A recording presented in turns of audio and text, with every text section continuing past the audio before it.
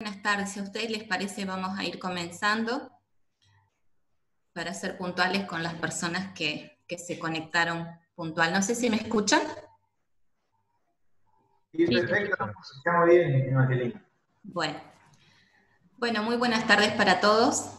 En nombre del Instituto Superior de Corretaje Inmobiliario les doy la bienvenida a esta primera conferencia o clase abierta, como nos gusta llamarle, de forma virtual, atendiendo a la situación que estamos viviendo en estos tiempos.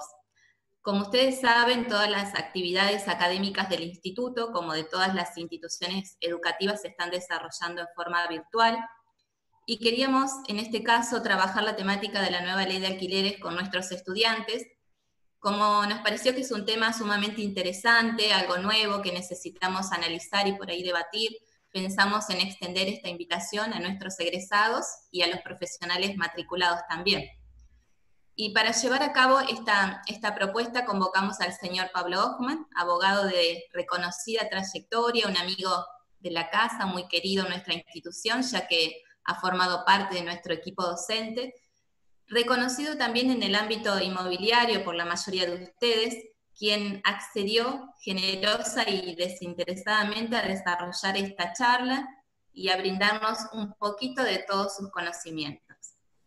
El señor Pablo Hochman es abogado con más de 20 años de experiencia en el asesoramiento y la atención a empresas, es socio del estudio Hochman y Jun, es docente universitario en la Universidad Católica Argentina, tiene carreras de posgrado en Derecho Inmobiliario, en Daño, en Procesal, es además conferencista en el Instituto Alberdi de Capacitación Judicial del Poder Judicial de Entre Ríos, del Colegio de Abogados de Entre Ríos y del Cuerpo de Graduados también de la Universidad Nacional del Litoral, y ya ha participado en otras clases abiertas en nuestra institución. Por supuesto que no tenemos más que palabras de agradecimiento para él por su activa participación en pos de la formación académica de esta hermosa profesión. Así que, Pablo, muchísimas gracias. Pablo va a hacer una exposición de 40 a 45 minutos, después vamos a abrir un momento para preguntas, él va a responder a las preguntas que ustedes tengan, así que si quieren ir tomando nota a medida que Pablo nos va desarrollando el tema, y después yo voy a ser de moderadora. Pablo, muchísimas gracias por tu tarde, por estar con nosotros, compartir y, bueno, te doy la palabra. Bueno, gracias Miriam por la presentación, la verdad que muy afectuosa. También agradecer y saludar, agradecer la oportunidad de tener esta tarde de intercambio de información con ustedes. Para mí siempre es enriquecedor volver al ISI, volver al colegio y tener estas oportunidades de intercambio. También me pone muy contento ver varios exalumnos que están dando vuelta por ahí, que los he visto. La verdad que bueno, un recuerdo muy afectuoso de mi paso como docente en el ISI, donde me he sentido la verdad que muy cómodo.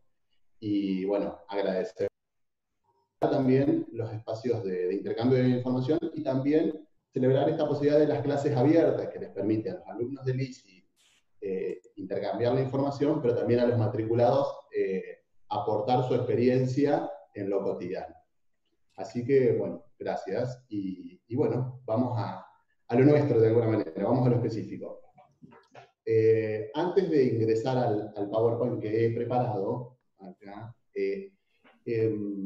quiero hacer una aclaración metodológica un poco sobre lo provisorio. Digo lo provisorio de la cuestión porque sabrán que la norma tiene realmente muy poco de rodaje. Estamos, creo que, prácticamente a 30 días de rodaje de la norma, y eso implica que estamos rodeados de lo provisorio, de alguna manera, en cuanto a las opiniones de la ley rodando. Y por lo tanto, recién ahora, y ahora lo voy a marcar en algunos comentarios, empiezan a escribirse algunos artículos de lo que nosotros los abogados llamamos como doctrina. Jurisprudencia vamos a ver recién dentro de un año y medio o dos, pero recién ahora empiezan a escribirse algunas líneas comentando esta nueva ley. Y por lo tanto, esto que voy a mencionar está rodeado, les vuelvo a decir, de lo provisorio por lo nuevo, ¿no? Y porque le falta rodaje a la ley. Para comenzar, bueno, vamos a hacer brevemente algo de historia para que se entienda por qué algunas críticas a esta ley. Desde el 1 de agosto de 2015, cuando aparece el nuevo código, este es el nuevo código. Lo que se intentó con este nuevo código, que era modernizar la normativa privada argentina, era que todos tuvieran el código.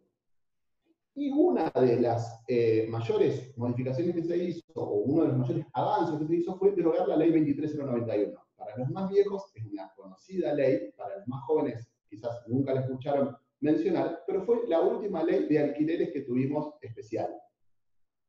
Esa ley 23091 quedó derogada por la ley que sancionó el nuevo Código Civil y Comercial, y a partir del 1 de agosto de 2015, todo lo referido a la locación de inmuebles estaba en este libro.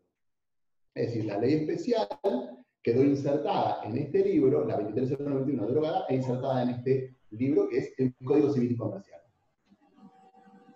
Bien, eso tenía un motivo que era que todo estuviera en un solo cuerpo normativo, porque eso tiene más armonía, más integralidad y es más entendible para el común de la gente. Lo cierto es que ahora nos encontramos con la 27551 que reimplanta la Ley Especial de Locaciones. ¿Por qué reimplanta la Ley Especial de Locaciones? Se ve el cuadro, ¿no? Cualquier cosa me indican. ¿Está bien mi pantalla? ¿Y se me escucha bien, no? Sí. Perfecto. La ley 27551 es denominada una ley ómnibus porque trae distintos elementos, algunos que hacen a la locación en sí mismo y otros no. Algunos que no hacen a la locación, aunque la inciden tangencialmente, es el domicilio electrónico. Luego, tiene una serie de normas, que yo les diría de normas administrativas o que dependerán de su reglamentación, que es el establecimiento de un régimen de promoción del alquiler social. Crítica en este sentido es la preocupación del legislador en la promoción del alquiler social y que lejos estamos de otras realidades donde lo que se discute es el acceso a la vivienda a través de la propiedad y acá estamos promoviendo el alquiler. Pero bueno. Y la ley opera en dos sectores. Primero, con modificaciones al Código Civil y Comercial.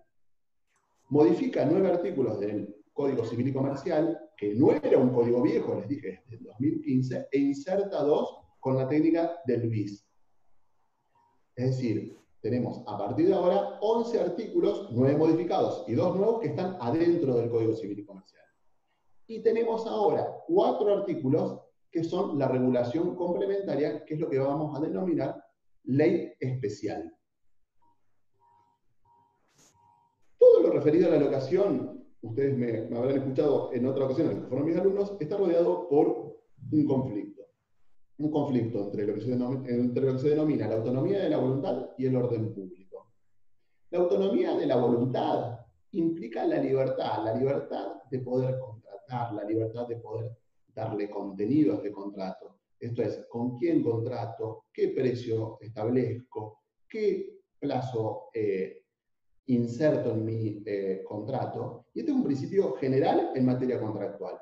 Es un principio que tiene restricciones, algunas mayores para, por ejemplo, la locación y otras menores para otro tipo de contratos. Pero lo cierto es que todo lo referido a la locación está fuertemente incidido por lo que se llama el orden público. Acá lo que vamos a observar es que está fuertemente incidida la locación por el orden público de protección. ¿Y por qué este orden público de protección? Porque parte, como presupuesto, el legislador de que acá hay una parte más débil, que es el locatario. Esto no lo digo yo valorativamente. Creo que todos los que operamos en el mercado inmobiliario, digo, ustedes como corredores, nosotros como abogados cuando tenemos que redactar un contrato, que debemos conocer estas reglas para poder operar profesionalmente en este mercado, advirtiendo que todo lo referido a la locación inmobiliaria está fuertemente incidido sobre este tema del orden público. Y por lo tanto, vamos a encontrar dentro de este régimen de orden público una serie de normas que se denominan imperativas. ¿Qué quiere decir que son imperativas? Que por más que las partes establezcan un contenido, la ley va por sobre ese acuerdo de partes, estableciendo que aquello que se viole de la ley va a ser factible de ser nulificado. Pero usted me va a decir, pero ¿cómo? Si yo puedo celebrar un contrato hoy por el plazo menor al de ahora de 3 años y no pasa nada. No pasa nada si ese conflicto no se judicializa. Pero si ese conflicto eventualmente se llegara a judicializar, el locatario como sujeto protegido del régimen de locación va a poder plantear la nulidad. Es decir, esto que les estoy advirtiendo acá en este PowerPoint con una tijera es, va a poder plantear la nulidad de la cláusula que esté en violación a la norma de orden público. Entonces, partamos de la premisa de que tenemos que advertir que tenemos un régimen normativo imperativo de protección del más débil, que es el locatario. Más fuertemente protegido cuando se trata de una locación habitacional, protegido, pero en menor medida cuando se trata de una locación comercial. Lo otro que tenemos que tener presente es, cuando nos enfrentamos a una nueva norma, es cuál va a ser la norma aplicable a las situaciones que se nos presentan. Para eso tenemos que ver cuáles son las normas de conflicto en cuanto a cuál es la ley aplicable. Las normas temporarias, que son las leyes que indican cuál va a ser la norma aplicable, son normas formales que a lo único que se dedican es a ver cuál va a ser la ley aplicable.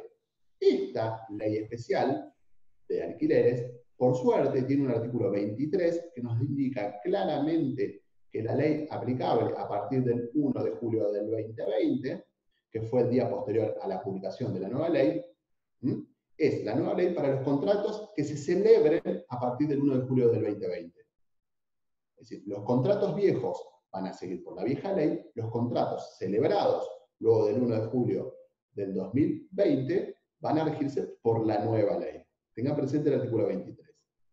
Tengo entendido que han surgido algunas dudas sobre el artículo 7 del Código Civil y Comercial, que no está obviamente derogado, sobre las normas imperativas, sobre todo en los contratos de consumo. Vamos ahora a ver cuándo tenemos un contrato de consumo, para que entiendan que son muy pocas las situaciones que en el régimen locativo se pueden encasillar como régimen de consumo. Para tener un contrato de consumo tenemos que tener, por un lado, un proveedor locador, y por otro lado, un consumidor locatario. No vamos a tener una relación de consumo, un contrato de consumo, en materia comercial. ¿Por qué? Porque el locatario, en este caso, no es un consumidor, porque cuando alquila un inmueble, destina esa locación a su actividad comercial. Donde podríamos encontrarnos con un contrato de consumo es cuando tenemos un consumidor, en este caso, que destina el inmueble a una vivienda, con destino habitacional, por lo tanto, y por otro lado, un locador que es profesional de la actividad de la renta de inmuebles. Es decir, una empresa inmobiliaria destinada a la locación. En ese caso podríamos tener un contrato de consumo, a ver, no es en realidad lo que nosotros encontramos en la mayoría de los casos. La mayoría del mercado locativo está compuesto por locadores que tienen 1, 2 o 3 inmuebles.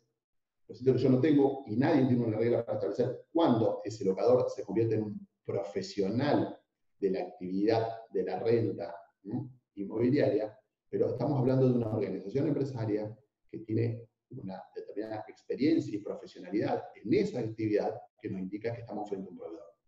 Pero no vamos a tener un contrato de consumo cuando tenemos un particular que no es proveedor, que le alquila a otro particular que es el consumidor.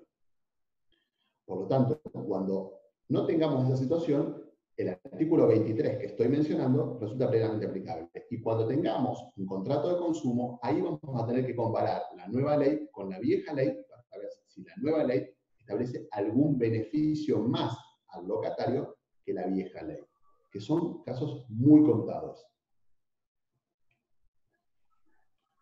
Vamos ahora sí concretamente a cuáles son las modificaciones que establece la nueva ley. Ahora vamos primero a abordar las modificaciones al Código Civil y Comercial, que es lo que ustedes van a ver en color celeste ahora, y luego en color naranja lo que es la ley especial. Ustedes van a ver a la izquierda, creo, de su pantalla, la ley anterior, o mejor dicho, el articulado anterior, y a la derecha ustedes van a ver el nuevo articulado. Solamente me voy a ir refiriendo a lo que sea lo más trascendental en materia de modificaciones. La ley tiene varias críticas, como les mencioné. Generar una ley especial, cuando antes, en el 2015, se había intentado que todo quede insertado en el código, es una de las críticas. Otra de las críticas que tiene, y acá se puede observar, es que no contempla las realidades del mercado locativo. El 1196 establece una limitación en cuanto a las garantías que se le pueden solicitar al locatario en materia habitacional. En este caso, limita lo que se denomina el depósito en garantía a un mes, sin importar el plazo de la locación.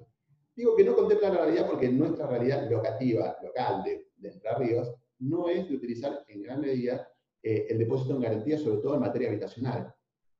Y por lo tanto, a lo único que entiendo que se ha destinado este inciso B en su modificación es al mercado locativo de Capital Federal o eventualmente de alguna otra ciudad grande del país, como puede ser Córdoba o Rosario, que eventualmente estarían solicitando este depósito en garantía en materia habitacional. No se justifica modificar una ley por un mercado locativo como el de Capital Federal o el de Rosario, sobre todo en este tema.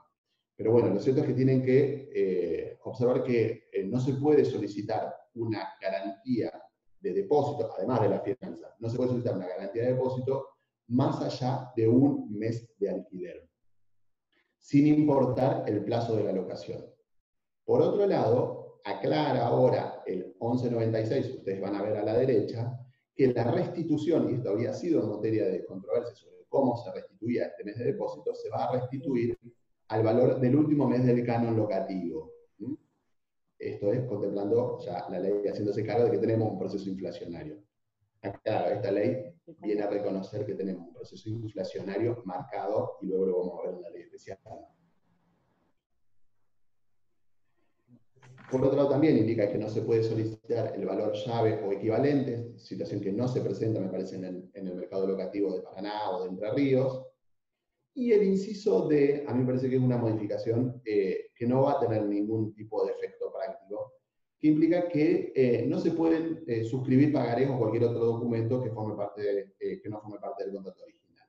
¿Por qué digo que no tiene ningún tipo de efecto práctico el inciso D de la ley? Porque la suscripción de pagarés, que a veces se utiliza en el mercado locativo, no va a afectar esta previsión del inciso D a la ejecutabilidad de esos pagarés. Quien tenga los pagarés los va a poder ejecutar normalmente en un juicio ejecutivo, pues en esos juicios ejecutivos no se puede discutir la causa que motivó el libramiento de esos pagarés. Es decir, son títulos que se llaman abstractos. Por lo tanto, si el locador intenta el locatario intenta repeler la acción con este inciso D en el juicio ejecutivo que le entable al locador, agrediéndolo patrimonialmente con esos pagarés, no va a poder ser esgrimida esta prohibición del inciso D. Por lo tanto, no le veo ningún efecto práctico a la inclusión de este inciso D en la normativa de locación. Realmente no creo que venga a solucionar absolutamente nada al respecto. Sí van a observar ahora, y un tema que creo que ya a esta altura ya ha aterrizado para ustedes, que se extienden los plazos mínimos a 3 años para todos los contratos, ¿no? Sea con destino habitacional o con otros fines. Acá se indica que el locatario puede renunciar a este plazo si está en la tenencia de la cosa. Esto es, eventualmente, por ejemplo, si el locatario el propietario vende el inmueble y se convierte en locatario. En ese caso podríamos establecer una renuncia a este plazo mínimo. Tampoco corre este plazo mínimo porque se generan consultas al respecto si tenemos una renovación o una prórroga del plazo contractual. El plazo mínimo rige solamente para el primer contrato, no para las respectivas prórrogas que celebran las partes. Por lo tanto, si tengo igual locador y locatario sobre un mismo inmueble, este plazo mínimo lo voy a tener que respetar en el primer contrato. Puedo luego realizar una renovación de 1 año, de 2 años o más si quiero, pero este plazo mínimo solamente lo voy a tener que respetar para el primer contrato, no para las prórrogas sucesivas. Existieron discusiones al respecto. La posición que indica que en las renovaciones tengo que respetar el plazo mínimo es una posición, por cierto, hoy minoritaria. La mayoría de la doctrina y la jurisprudencia, ya hay fallos al respecto, indica que en las renovaciones no debo respetar el plazo mínimo. Sobre las excepciones al plazo mínimo no hay grandes modificaciones, solamente advertirles 2 cosas. Primero, que establece una presunción que cuando tengo contratos consecutivos de más de 3 meses de habitación con muebles, esto genera una presunción de locación con destino habitacional y por lo tanto hay que tener mucho cuidado con este tema. Y por otro lado, remarco el último párrafo que estaba en el 1199 y ahora está, que tampoco se aplica el plazo mínimo legal a los contratos que tengan por objeto el cumplimiento de una finalidad determinada. ¿Qué quiere decir esto? En muchas ocasiones nos enfrentamos con situaciones donde se nos presenta un locatario que tiene que hacerse un tratamiento médico de una duración mediana, por ejemplo, y quiere alquilar un departamento, o un cuerpo de profesionales que tiene que trabajar en una hora determinada por un plazo que no se extiende por 3 años, pero que tiene un tiempo mediano considerable. En ese caso, es aplicable el último párrafo del 1199 cuando se explicita la finalidad de la locación. ¿Esto qué quiere decir? Que los motivos personales que tiene el locatario para celebrar esa locación deben ser explicitados en el contrato de locación. Cuando hablo que deben ser explicitados, no puede haber una discordancia entre lo explicitado y la voluntad real de la parte, es decir, no puede haber fraude. Pero cuando yo tengo un locatario que viene y me manifiesta que quiere hacerse un tratamiento en el Hospital San Martín, por ejemplo, y quiere alquilar un departamento que está cercano al Hospital San Martín por el plazo de 6 meses, porque tiene que someterse a un tratamiento médico que va a durar ese plazo, eso lo explicito en el contrato y quedó eximido del plazo mínimo. Es una figura poco utilizada y he visto varios autores que han remarcado esta posibilidad y me parece muy interesante para no tener que acudir a la habitación con muebles, que es la del inciso B. Nada para decir en cuanto a las excepciones de sede de embajada, personal consular y demás, que eso se mantiene tal como lo teníamos antes. Vamos al tema conservación.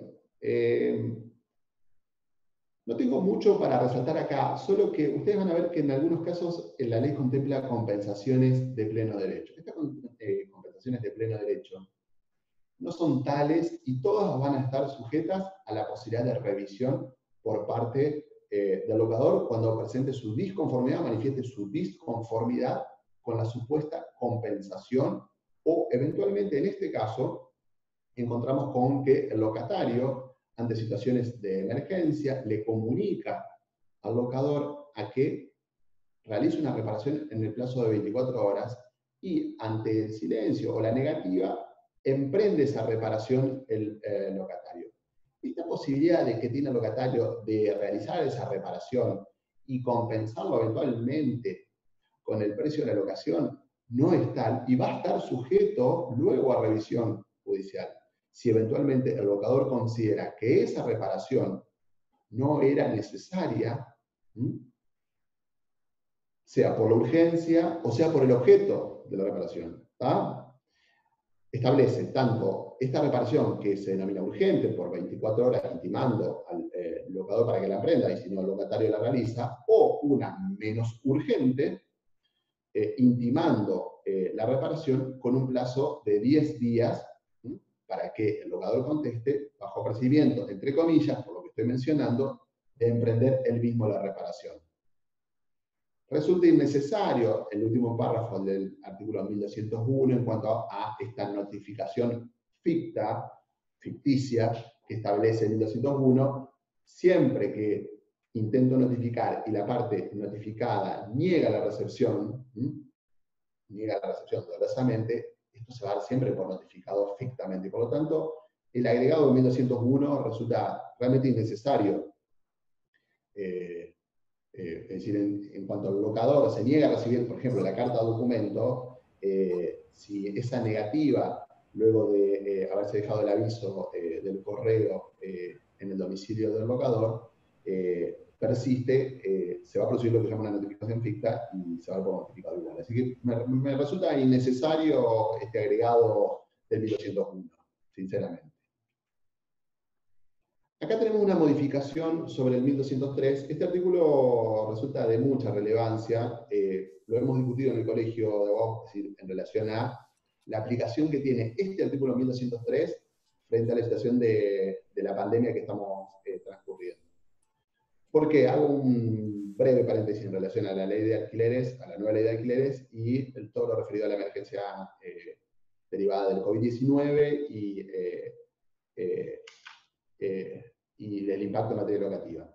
El 1203 es un artículo que puede ser utilizado por los locatarios. Quizás todo quedó tapado por el artículo 320, que es la emergencia locativa que le permitió a los locatarios diferir el pago de la locación, pero si el locatario quiere acudir a una herramienta con mayor profundidad que lo exima del pago, una de esas herramientas es este 1203, que es la aplicación del caso fortuito fuerza mayor al régimen locativo. Y el caso fortuito fuerza mayor al régimen locativo se aplica a través del canal del 1203, argumentando el locatario que no puede usar y gozar de la cosa, pero el mismo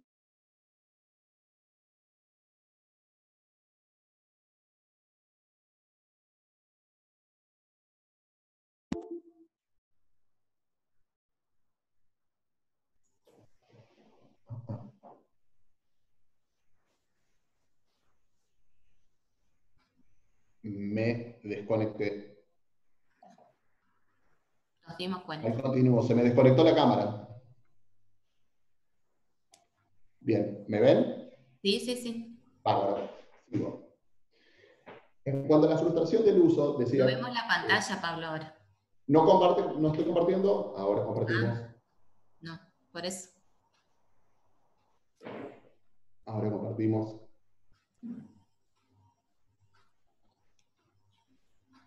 El sonido sí siguió, ¿no? Sí. Perfecto. Ahora sí. Este artículo 1203 estimo yo es de gran utilización para aquel locatario que se ve impedido del uso y goce de la cosa, con la particularidad que tiene el 1203 que en la anterior redacción, que la imposibilidad tiene que ser originada en la cosa misma y en una circunstancia personal del locatario. Es decir, o que la cosa se arruinó, se destruyó, o que una norma administrativa no me permite usar esa cosa. Ejemplo, me parece, calcado para el 1203, es el de los gimnasios, que nosotros ahora en Paraná, recién a partir creo que del lunes, se pueden utilizar. Quien tenía la explotación de un gimnasio, estimo yo, va a poder acudir a las herramientas del 1203 y decir, miren, recién este lunes pude usar y gozar de la cosa. Bueno, esta configuración del caso fortuito al régimen de la locación ahora es de alguna manera modificado y se indica que el locatario, para poder acudir a la herramienta del 1203, no tiene que manifestar la existencia de caso fortuito o fuerza mayor, sino que basta con acreditar una causa no imputable, es decir, basta acreditar su no culpa. Esto morigera o aliviana mucho la situación del locatario para introducirse en la eximente del 1203 y no tener que abonar el canon locativo durante el periodo que ha estado impedido del uso y goce de la cosa. Esa morigeración es de alguna manera trastocada, es decir, imagínense la desprolijidad acá, cuando en el último párrafo nos dice que la imposibilidad de uso tiene que seguir siendo directamente incidida por causas de la cosa y no circunstancias personales del locatario. Es decir, queda en una solución a mitad de camino que realmente es bastante desprolija y genera inseguridad al respecto. No voy a introducirme sobre los conceptos de culpa y caso fortuito, igual después dejo el PowerPoint para que lo puedan ver. Pero lo cierto que quiero remarcarles, primero, que el 1203 es una herramienta de gran utilidad para los locatarios que se ven afectados por las normas del COVID-19, que se ven imposibilitados de usar la cosa, pero en aquellos contratos que se hayan celebrado a partir del 1 de julio de 2020, bueno, van a tener una redacción confusa, me parece que genera en algo un poco de inseguridad. Vuelvo sobre lo que mencioné anteriormente sobre la compensación del pleno derecho. Esta compensación del pleno derecho que nos indica en 1204 bis, acá tenemos un artículo agregado, yo les dije 9 modificados y 2 agregados, acá tenemos 1204 bis. Esta compensación de pleno derecho que se le indica al locatario como posible, entiendo que no es tal, y ante el rechazo a esta compensación que manifieste el locador, todo esto se va a dirimir en sede judicial en relación a la oposición a la compensación de pleno derecho que dice el 1204 puede realizar el locatario. ¿Ah? Es decir, esta compensación de pleno derecho no es de pleno derecho. No es de pleno derecho y el locatario que indique que va a compensar frente a la oposición del locador sobre esta compensación será una cuestión o controversia que se dirimirá en tribunales y no por el 1204 bis que indica esta compensación de pleno derecho. Vamos al tema de impuestos de expensas. Esta es una norma que ha generado bastantes comentarios. Lo cierto es que el 1209 es una norma de orden público. Es una norma de orden público, imperativa, por lo tanto, y todos aquellos contratos celebrados a partir del 1 de julio del 2020 van a tener que contemplar esta regla de juego que implica que en materia de impuestos el locatario no va a poder afrontar el pago de los mismos y no se va a poder establecer contractualmente esta regla de traslación de impuestos hacia el locatario.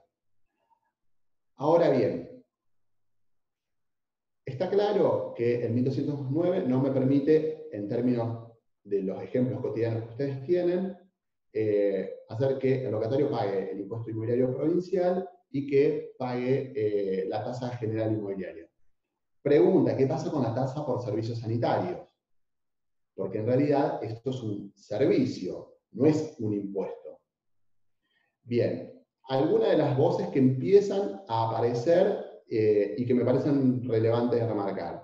Pita, Enrique Pita, los que somos paranaenses lo conocemos bastante, un camarista hoy está jubilado, docente universitario, una persona que escribe habitualmente y que tiene autoridad, creo yo, para escribir sobre esta temática, ha escrito hace una semana aproximadamente un artículo en la revista La Ley, una revista de divulgación científica en Derecho, manifestando que en cuanto al tema de la tasa por servicios sanitarios, la tasa por servicios sanitarios se podría indicar en el contrato que esté a cargo del locatario, sea con servicio medido o fijo, en cualquiera de las dos modalidades, y sea prestataria del servicio de agua una empresa pública, o el municipio, o una cooperativa.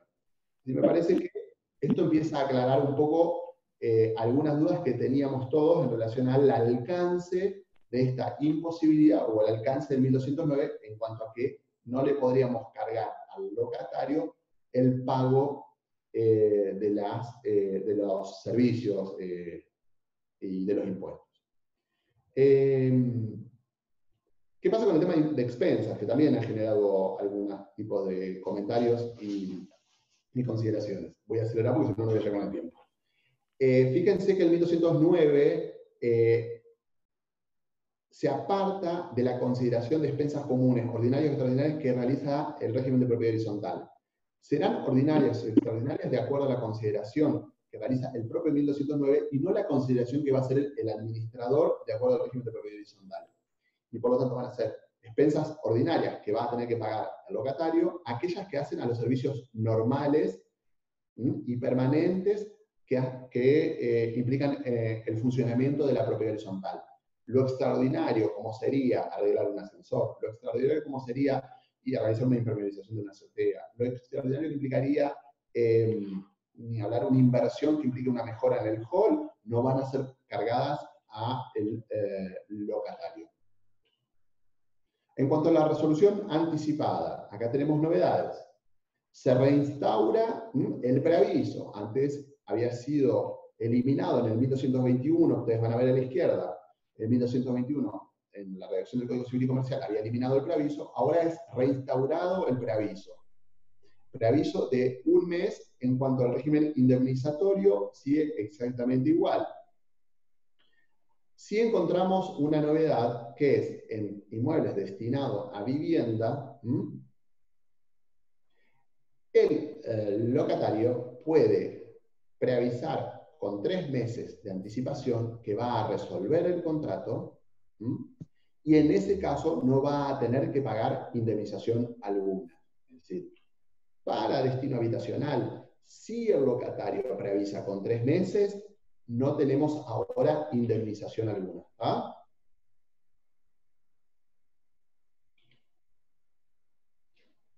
Por otro lado, encontramos una nueva situación de resolución anticipada sin pago de indemnización, que es el 1221 bis. Antes habíamos mencionado el otro artículo bis, acá encontramos el segundo artículo bis. Cuando está expirando el plazo contractual, se establece que en los últimos 3 meses de la relación locativa, cualquiera, sea locador o locatario, convoque a la otra parte a una renegociación tendiente a renovar el plazo contractual. Si transcurrido 15 días la otra parte no concurre, no llega a éxito esta renovación contractual, se le da la facultad al locatario de resolver anticipadamente el contrato sin tener que pagar indemnizaciones. Entonces tenemos 3 situaciones. La del preaviso de 1 mes pagando indemnización, la del preaviso de 3 meses sin pagar indemnización solamente con destino habitacional, y la del fin del vínculo del plazo contractual, que le permite al locatario resolver el contrato sin tener que pagar indemnización cuando se frustra esta negociación finalizando el contrato, ¿no? Solamente en la hipótesis de destino habitacional, en este caso. En relación a la intimación previa, no tengo mucho para decirles, salvo este último párrafo del artículo 1222 que ustedes van a ver a la derecha, que es, fíjense lo ecléctico de la reforma, porque por un lado tenemos normas que acrecientan de algún modo la protección hacia el locatario, pero por otro lado nos indica que la acción de desalojo a entablarse tiene que tramitar por un procedimiento especial lo más abreviado posible de acuerdo a las leyes procesales. Esto corresponde a las leyes locales, cada provincia regula en materia procesal, pero fíjense como el 1222 de alguna manera impone como principio a las normas locales, esto no va a ser, no es automáticamente trasladable desde lo procesal, porque cada provincia deberá regular, como hoy lo hace, su trámite de desalojo, pero como de alguna manera el 1222 establece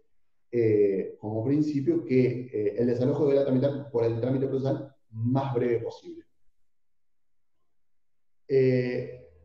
En este caso, también tengo en el 1222 una limitación a la facultad del locatario a recibir, mejor dicho, a negarse a recibir el inmueble en el caso de existencia de deudas pendientes.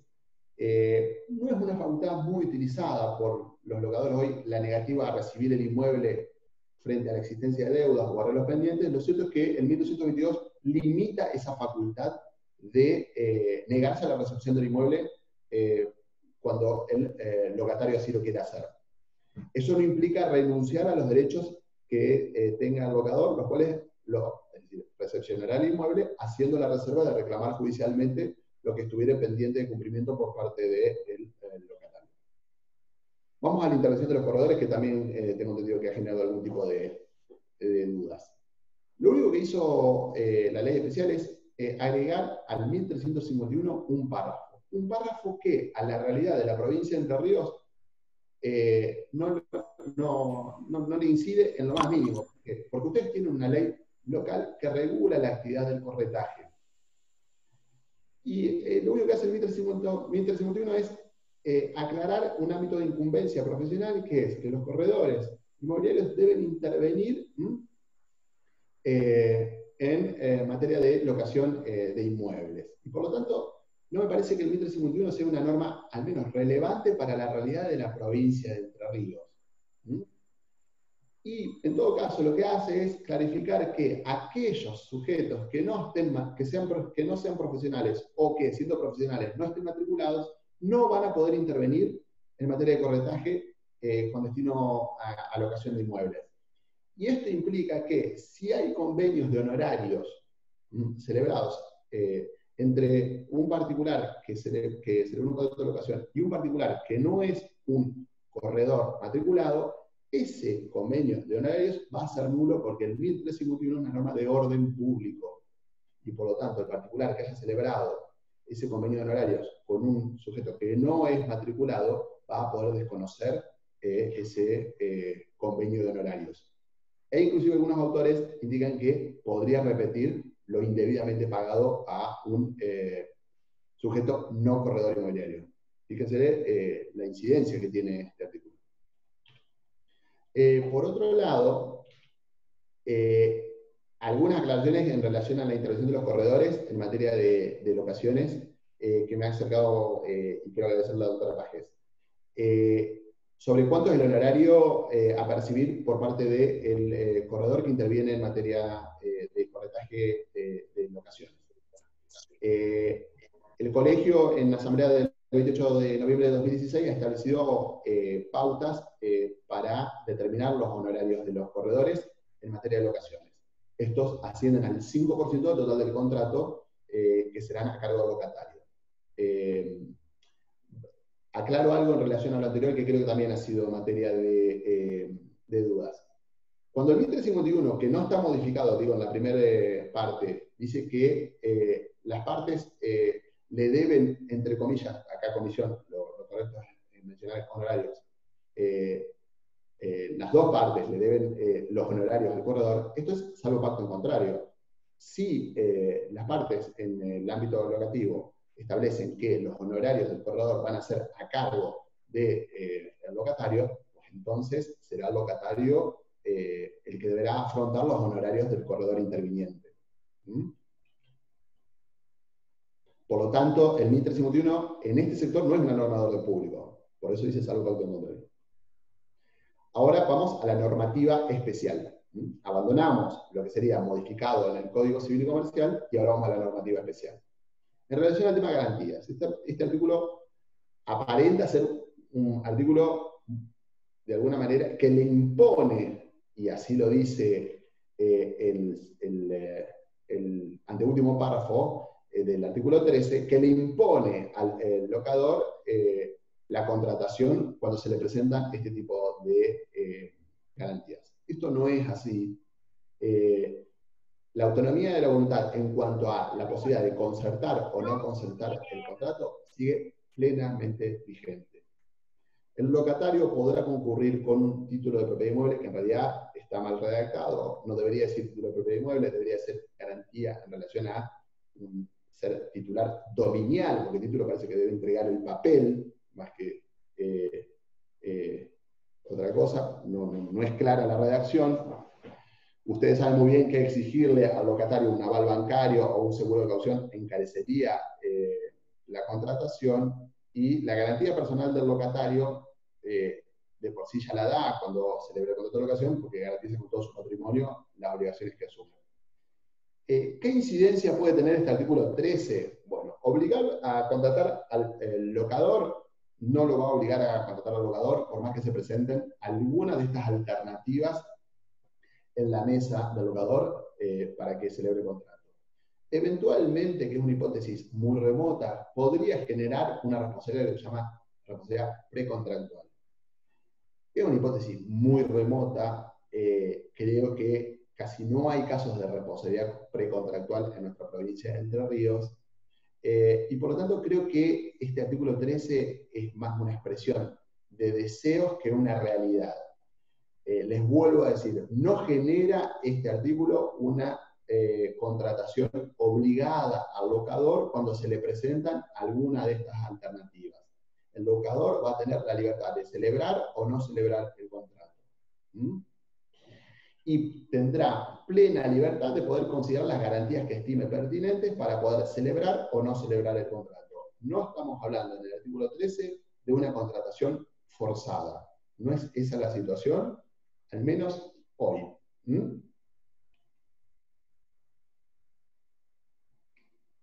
Vamos al tema ajustes. Este artículo establece una modificación sustancial en materia del precio de la locación.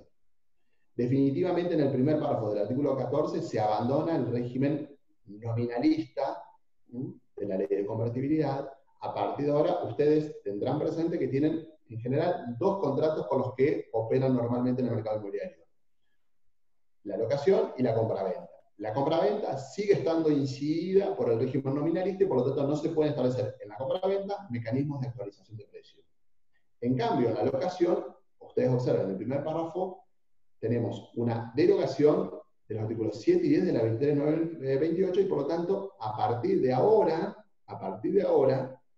las partes pueden establecer mecanismos de ajuste. Ahora, acá va a haber que diferenciar entre la locación con destino habitacional y la locación con destino comercial o con otros fines.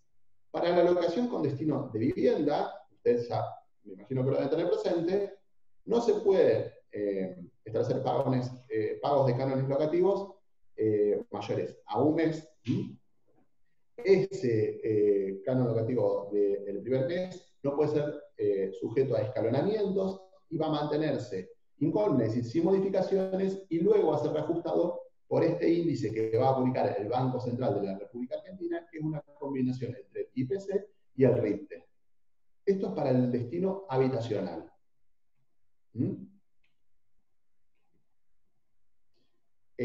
Aclaro, creo que está acá. ¿Qué pasa si omitimos mencionar el ajuste en materia habitacional? Debería considerarse una cláusula implícita en el contrato y por lo tanto podría aplicar el ajuste a pesar de no haberlo establecido contractualmente. Considero, para no tener que estar sometido a una opinión, esta es la mía, y puede ser la opinión de un juez, que se establezca en el contrato que se va a ajustar de acuerdo a lo establecido en el artículo 14 de la ley de alquileres. ¿Ah? Entonces, ustedes van a establecer un canon locativo con destino habitacional para el primer mes, ese se va a mantener sin modificaciones por los primeros 12 meses, y a partir del mes 12 se va a empezar a aplicar este índice, que vamos a esperar todos, y los ajustes no podrán ser por plazo menor a un año. ¿Qué pasa con los contratos comerciales? Bueno, nuevamente acudo a algunas voces que han comenzado a surgir, vuelvo sobre Enrique Pita. Respecto de los restantes contratos, es decir, los que no tienen destino habitacional, y cuando digo no tienen destino habitacional, pensemos en no solamente los comerciales, sino un establecimiento educativo, el Estado provincial. Piensen en otros fines que no sean los habitacionales, a todo el resto le podemos aplicar cláusulas de ajuste. La autonomía de la voluntad en materia de elaboración del precio de la locación está plenamente vigente ahora, inclusive sin el corset del régimen nominalista. Vuelven ahora las cláusulas de índices de precio al consumidor, equivalente a un valor de producto. Todo esto ahora puede ser establecido en un contrato de locación comercial. Por lo tanto, ordenando un poco en materia comercial, no vamos a poder cobrarle los impuestos al locatario, no. ¿Vamos a tener que respetar el plazo de 3 años? Sí. ¿Vamos a poder elaborar el precio de la locación escalonadamente o sujetándolo a un índice? Sí. Ahora sí. Es decir, la locación ha quedado de alguna manera desprendida del régimen nominalista general. En cuanto a la consignación, nuevamente, al igual que la compensación, se establece como un mecanismo de compensación en la ley. De consignación. Esta facultad de poder consignar los importes que considera el locatario, que el locador se resiste injustificadamente a recibir, no van a estar sujetas al artículo 15, sino a lo que se establezca en la normativa. Es decir, no se modifica en el artículo 15 el régimen de pago en cuanto a que el mismo tiene que tener identidad e integridad. El 905 de nuestro Código Civil Comercial sigue vigente. Y, eventualmente, la negativa que pueda tener el locatario a recibir, el locador a recibir las sumas que el locatario quiera entregarlo, se van a terminar dirimiendo, y esto también va a incidir sobre el régimen de costas, en un proceso judicial. No es este artículo 15 el que habilita esta consignación en sí mismo. Las razones de fondo que hacen a que el locador se niegue a recibir el importe que el locatario quiere entregar, vuelvo a decir, se van a dirimir judicialmente. No es este artículo 15 el que establece este mecanismo de consignación. Por último, vamos al tema de información afín, que también creo que ha sido un elemento que ha generado algo de comentarios. Este artículo 16 no genera una forma especial en materia contractual. Lo único que establece es un régimen de información. No indica el 16 una forma sustancial o probatoria distinta a la que ustedes vienen utilizando en materia contractual. Lo único que indica es que cualquiera de las partes puede denunciar la existencia de este contrato. Recuerda acá que cada uno de los contribuyentes debemos presentar nuestra declaración jurada ante la AFIP, indicando cuáles son los ingresos que tenemos derivados de una renta de la locación. Eso está en la 11.683 y por lo tanto eso no se modifica y va a seguir vigente. Y en nada incide este artículo 16, inclusive la AFIP tengo entendido que no tiene hoy todavía establecido un mecanismo de registración de estos contratos. Aquel contrato que no esté registrado es un contrato plenamente válido. Y fíjense ustedes que el artículo 16 dice que cuando se inician las acciones judiciales a causa de la ejecución de un contrato de locación, previo correcto a la demanda, el juez deberá informar ante su gerente de ingresos públicos sobre la existencia del contrato a los fines de que tome intervención, pero no dice que no va a dar trámite al contrato que no esté registrado.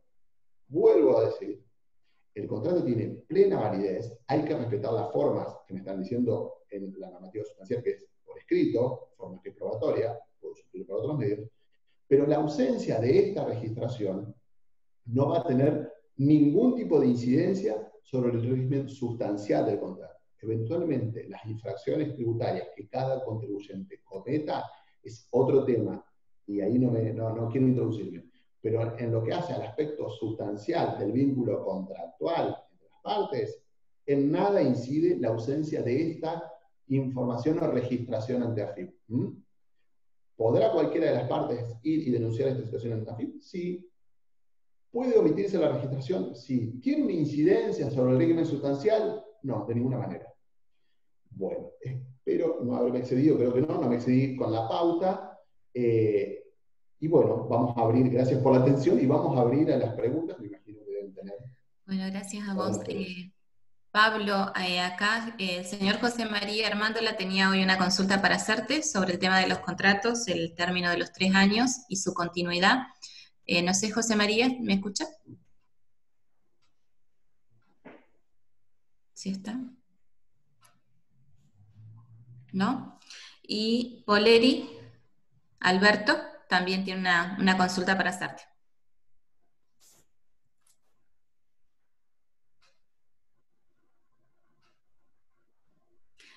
Te leo acá en el chat que él dejó. ¿Qué criterio se debería emplear en un inmueble que parte del mismo es local, comercial y la otra parte es una casa habitacional? El mixto se considera habitacional.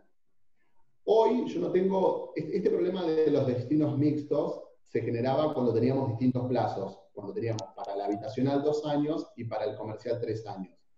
Hoy no tengo tanto problema porque el plazo es el mismo. Donde sí tengo problemas es en el precio de la locación, donde sí tengo sustanciales diferencias. Así que hay que tener cuidado en este tema, ¿ah? Con los destinos mixtos. Vamos a tener que someterlo al régimen habitacional. ¿Ah? Él dice, el trámite de desalojo se tramita... Está la diferencia más sustancial, digo. Ajá. No sé si quedó claro.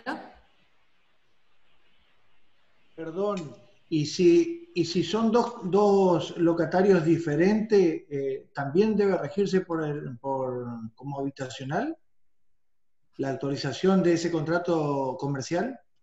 Lo que define 2 locatarios diferentes en una propiedad que le vamos a dar al inmueble. Claro, en una propiedad que tenga una casa habitación y un local comercial u oficina o lo que sea con destino comercial, con otro locatario diferente, ¿no puede ser tratado comercialmente ese contrato? ¿Y la casa como habitacional? Usted dice, en un solo contrato, un locatario alquila el local y otro alquila la vivienda, según entiendo el supuesto. No. 2 contratos, son 2 contratos.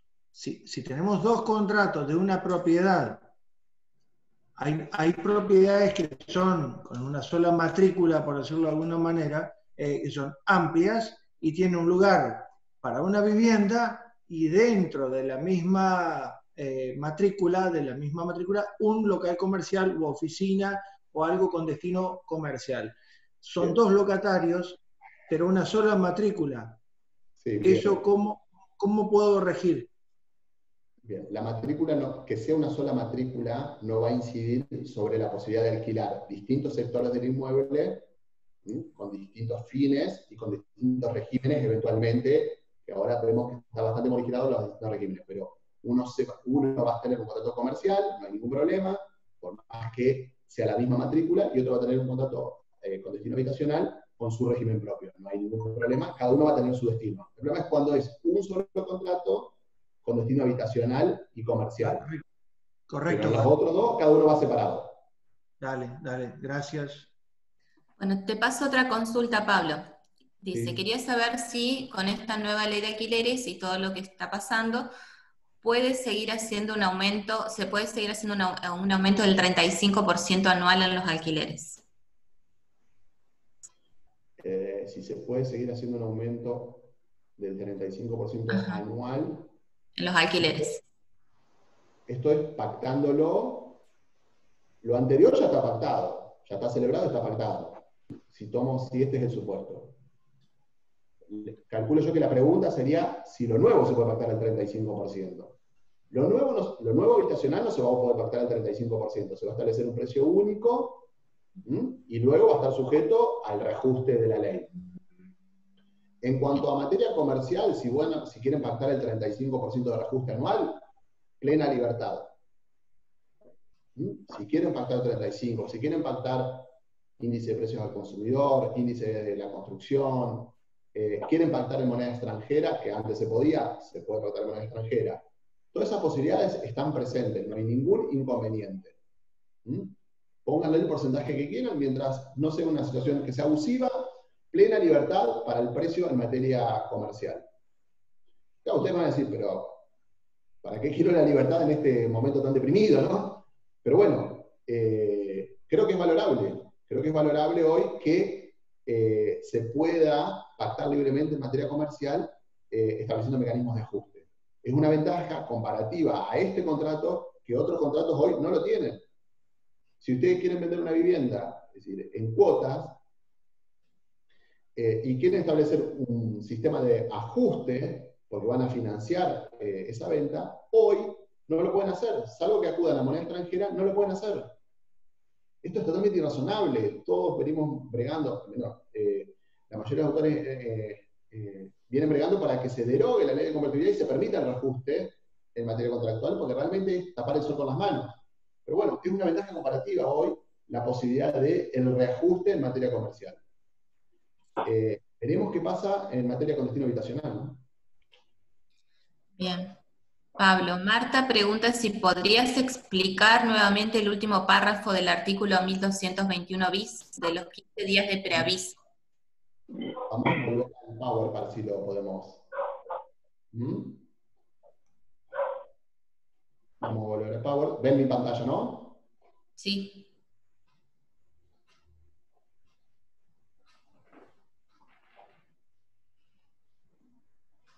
Cuando está feneciendo el vínculo contractual en inmuebles destinados al régimen habitacional, el locador o el locatario van a convocar a la otra parte a una negociación tendiente a establecer pautas para el nuevo contrato que está por venir, porque este está por vencer. Si esa convocatoria no tiene éxito, es decir, si no se celebra un nuevo contrato, el 1221 le permite al locatario poder resolver este contrato sin pago de indemnización. Es cuando fenece el vínculo contractual, la hipótesis es, fenece el vínculo contractual, el locatario ya sabe que va a tener que devolver el inmueble y encuentra el inmueble en otro lado. 30 días o 60 días antes, alquila en otro lado y dice, me voy. ¿Ah? Esa es la finalidad de este artículo, darle la posibilidad al locatario a que cuando sabe que no va a seguir en ese inmueble y encontró otro inmueble, se vaya, sin pagar la indemnización. Ese es el supuesto que establece este artículo. Bueno, Daniela Vázquez tiene dos preguntas para hacerte, no sé si Daniela nos escuchás.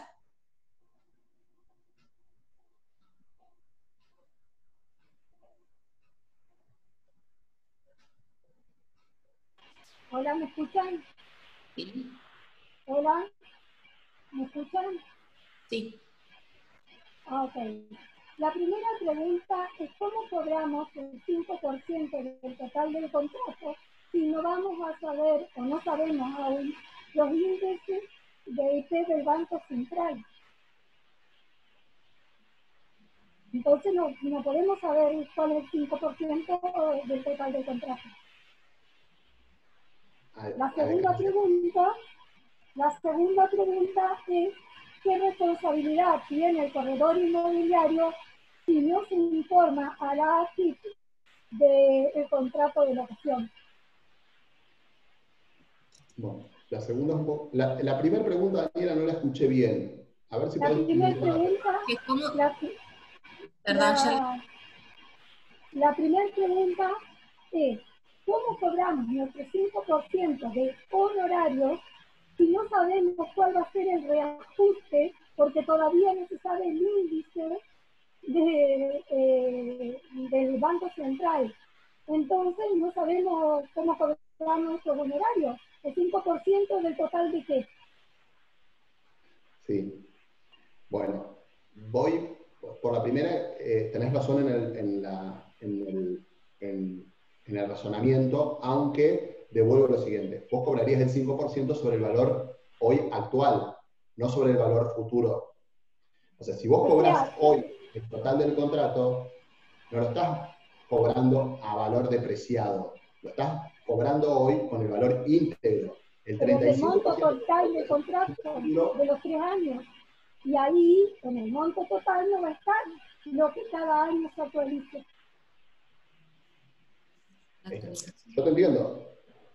Por supuesto que la previsión del 5% del valor del contrato es imposible que hoy, cuando se ideó, se contemple todos estos problemas inflacionarios. Esto es lo que nos genera la inflación, obviamente.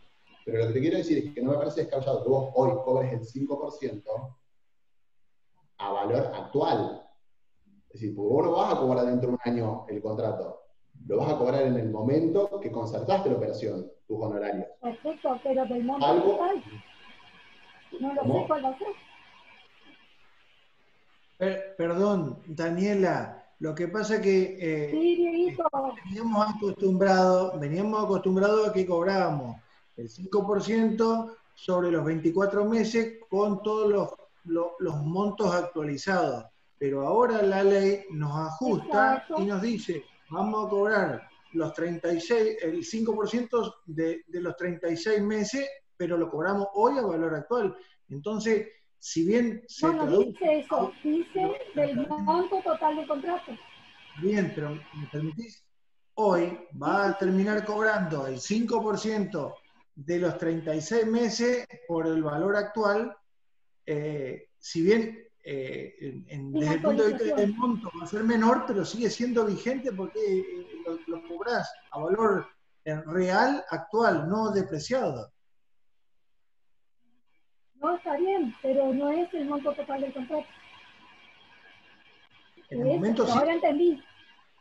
Ahora entendí, porque el monto total del contrato es con lo que se va reajustando cada 12 meses. ¿Coincidimos, Diego? Sí, merecerá alguna consideración eventualmente, entiendo. Merecerá alguna consideración o aclaratoria por parte del colegio eventualmente en cuanto a la norma arancelaria. Entiendo lo que dice Daniela. Vuelvo a decir, me parece que si vos estás cobrando ahora a valor actual, no diferido, eso no genera un perjuicio en el corredor. Generaría un perjuicio si yo lo cobrara a futuro depreciado, sin contemplar ese 35%, que no lo sé tampoco. Pero bueno, merecerá alguna aclaración eventualmente. Como que hay un bache en la ley. Es que la ley de locaciones no va a regular esta cuestión. La va a regular eventualmente el colegio con las normas arancelarias y alguna aclaratoria sobre la ley arancelaria. Pero la ley de locaciones no va a establecer este régimen arancelario. No le corresponde, digo, al legislador nacional. Bueno, pero como debería estar en un índice para uno ponerle en el contrato y que la gente sepa. Pero, no hay, perdón, como que le faltó cosas a la ley. Yo para no desviar... Bueno, pero igual, eso entendí, Yo para no desviar por la segunda, para no desenfocar... La segunda, sí, por favor. Me recuerda cuál era, la segunda inquietud era...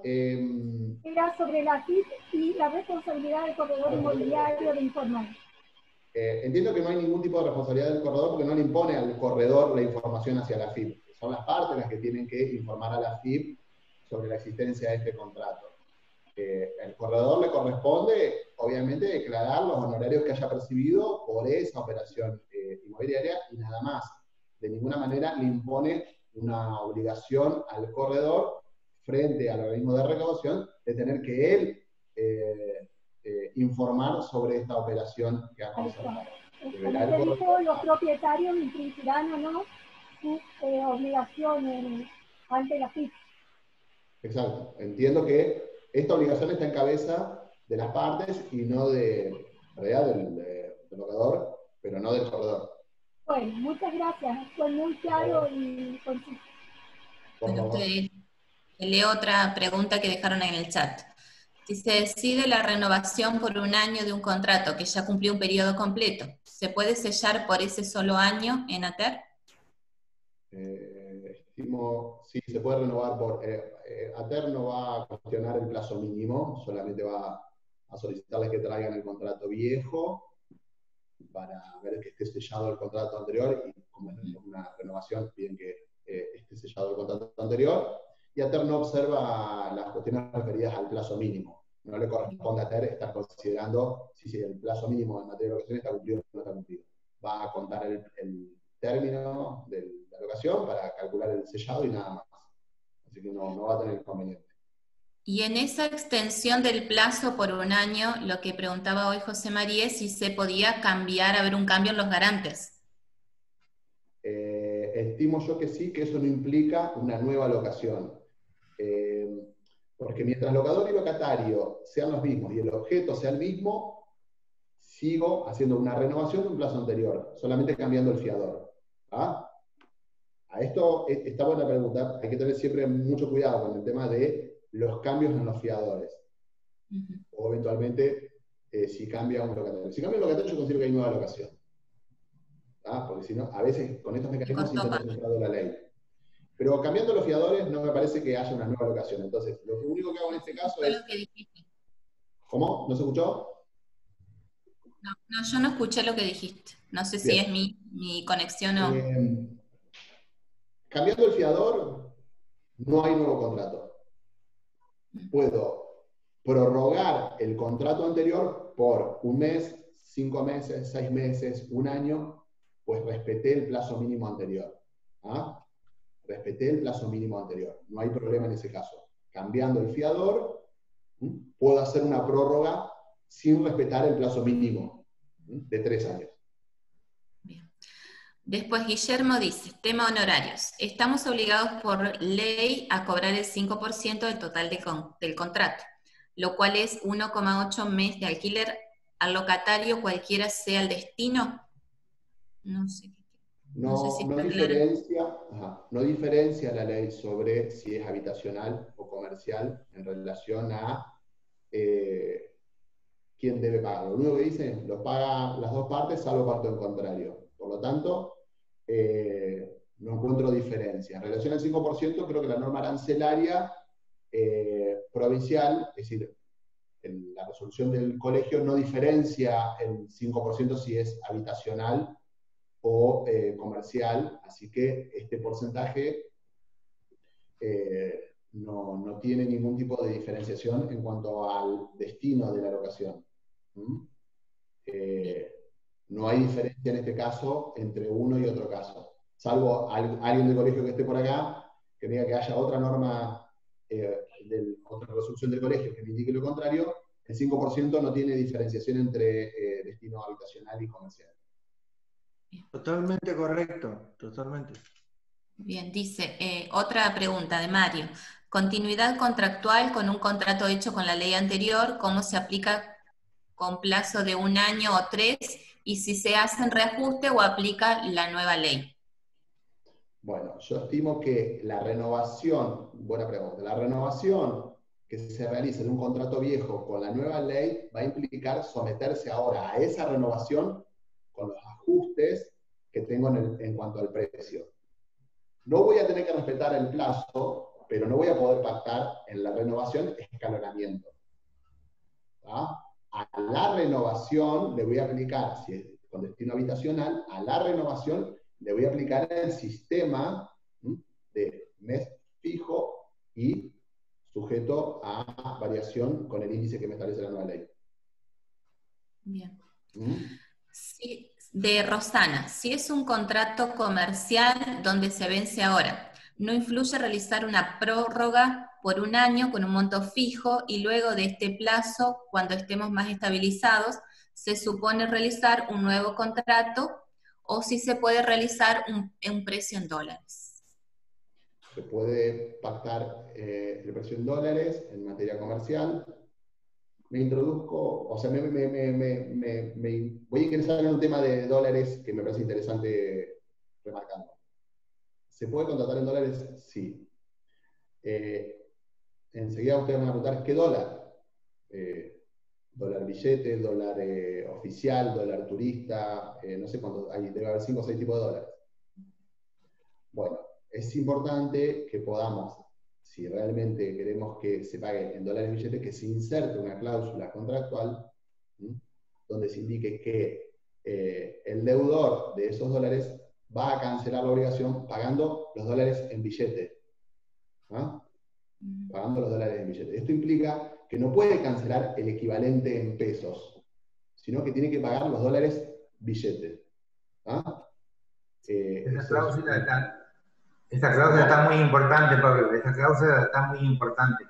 Y cuando se haga un contrato en dólares, que sean billetes, porque si no después vienen que yo pago con este dólar, que a mí me conviene el dólar turístico, el dólar comercial, o sea, hoy estamos con una cantidad de dólares importante. Si nada se indica en el contrato, el deudor, que supongo que debe ser el locatario, podrá cancelar el equivalente de esos dólares en pesos. Ahí surge la discusión de cuál es el tipo de cambio que va a tener que utilizar para convertir esa obligación en dólares a pesos. Pero para evitar esa discusión, y si el locador quiere proteger su posición para que se pacte, para que le entreguen los dólares en billete, tiene que insertarlo expresamente. Si no lo inserta expresamente, queda sujeto a que el locatario cancele por el equivalente en pesos. Y el equivalente en pesos implica acudir a la cotización oficial. La cotización paralela no es una cotización que exista, no es una cotización que yo pueda sostenerla en un pleito. ¿Ah? Otra pregunta de Carolina. ¿Los seguros contra incendio pueden seguir estando a cargo de los inquilinos o a partir de ahora debería estar a cargo del locador? Buena pregunta. Me inclino más para sostener que es un gasto ordinario el seguro de incendio, es decir, trasladable como expensa ordinaria al locatario. No van a encontrar una regla preestablecida acá, hay que interpretar qué es lo ordinario y qué es lo extraordinario. Me inclino más que el seguro de incendio sea un gasto ordinario trasladable al locatario, primero porque el monto no es de gran incidencia, se paga todos los meses, me inclino más por lo ordinario. Bien. Meli dice, ¿la tasa inmobiliaria municipal que comprende ABL lo paga el locatario o el locador? A partir de ahora, la tasa general inmobiliaria no puede ser descargada, es decir, no puede ser atribuida que sea abonada por parte del locatario. La va a tener que pagar el locador. Lo único que podemos diferenciar en todo este sistema es la tasa por servicios sanitarios, el agua. ¿Ah? El agua sí podrían ahora, de acuerdo a la opinión de Enrique Pita, que me parece una opinión autorizada, podría indicarse en el contrato que sea a cargo del locatario. El resto de los tributos, impuestos que graban a la cosa, como puede ser el impuesto inmobiliario de ATER, la tasa general inmobiliaria, no van a poder ser atribuidas que sean pagadas por el locatario.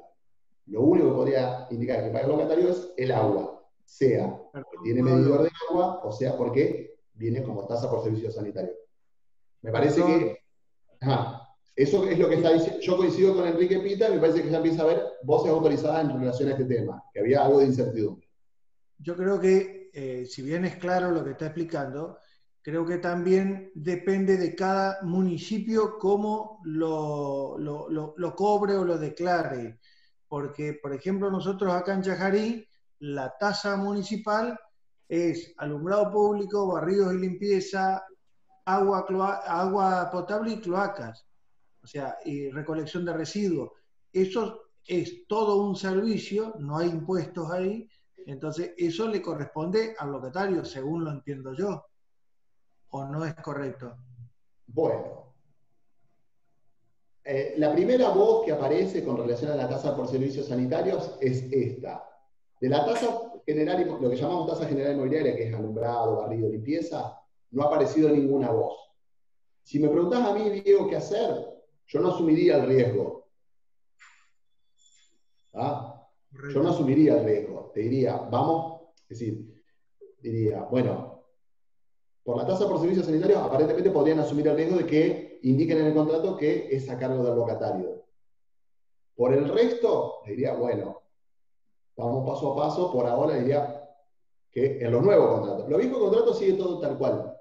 Si ustedes en los viejos contratos establecieron que eran a cargo del locatario, esto seguirá vigente hasta que esos contratos vayan venciendo, porque esos contratos se rigen por la vieja ley. Ahora, hablando de la nueva ley, si vos tenés que programar el contrato con la nueva ley, te diría, bueno, tasas por servicios sanitarios, aparentemente existiría alguna opinión que es autorizada, que es la de Enrique Pita, que dice, el agua puedo indicar que lo pague el locatario. Y el resto de los impuestos, o mejor dicho, tributos, porque está la tasa más el impuesto, te diría que vamos a discutirlo. Pero bueno, al menos hasta que esto se vaya desarrollando para el nuevo contrato, le diría, bueno, prográmense que sean a cargo del locador, excepto la tasa por servicio sanitario, que me parece que empieza a aclararse el tema, y después en el rodaje vemos. ¿Está bien? Gracias. Perdón. Los domicilios virtuales que se dejan asentados en los contratos solo pueden ser correo electrónico, pueden ser vía telefónica también. Un teléfono. No, solamente se establece correo electrónico y acá estoy viendo una pregunta, es optativo, no es obligatorio, es optativo. ¿Ah? No quiere decir que todos tenemos que fijar un domicilio electrónico y utilizar ese domicilio electrónico, no. El domicilio electrónico por correo es optativo, no es obligatorio. En caso de venta de un inmueble locado para vivienda familiar, ¿se debe hacer un contrato nuevo al cambiar el locador? O sea, ¿también puede no respetarlo al locatario el nuevo locador? Bueno, esa sería una situación de, si no me equivoco, se llama traditio brevi manu, es decir, cuando el propietario vende el inmueble y a partir de ese momento se convierte en locatario. Ese creo que es un supuesto donde no tendría que respetar el plazo mínimo. Bien, estoy Obviamente, viendo. lo conveniente, para no caer, porque a veces se presta esto a situaciones de simulación, es celebrar un contrato por escrito con el anterior propietario, que ahora sigue ocupando el inmueble, donde establezco las nuevas pautas contractuales. Bien, yo acá en el porque él era dueño del inmueble, lo vendo. El nuevo propietario dice, bueno, está bien, yo te lo alquilo. Entonces, dejo de ser propietario para pasar a ser locatario. Entonces, en ese caso, es conveniente celebrar un contrato por escrito donde se establezcan las pautas de ese nuevo contrato de locación que entiendo no debería respetar el plazo mínimo. Si es ese el supuesto que me están preguntando, ¿no? A ver, ahí. Hay posibilidades de que un contrato firmado antes de una nueva ley se le aplique esta ley en la cuestión de los incrementos semestrales, es decir, que los incrementos pautados con anterioridad sean reemplazados por esta nueva fórmula. En principio no, la nueva ley se aplica para los nuevos contratos.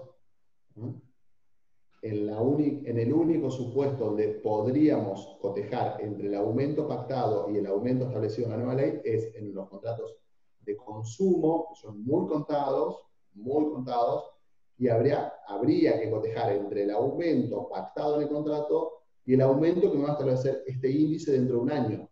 Ahí, cuando nos encontremos con ese índice, ahí tendría que comparar si ese índice me da más o menos que que se pactó en el contrato para establecer si lo puedo achatar o no. Son muy contados los casos. En principio, la vieja ley sigue como, los viejos contratos siguen por la vieja ley, los nuevos contratos con la nueva ley. Por lo tanto, el viejo contrato sigue como hasta ahora. Y después vemos cuando aparezca este índice para compararlo. Y tiene que ser de contrato, de consumo también. Perdón, una consulta, no sé si se me escucha. Hablando del tema de los contratos de consumo, en otra charla habían hablado con respecto a que si un corredor alquilaba una propiedad se consideraba un contrato de consumo porque estaba, digamos, aprovechando la situación.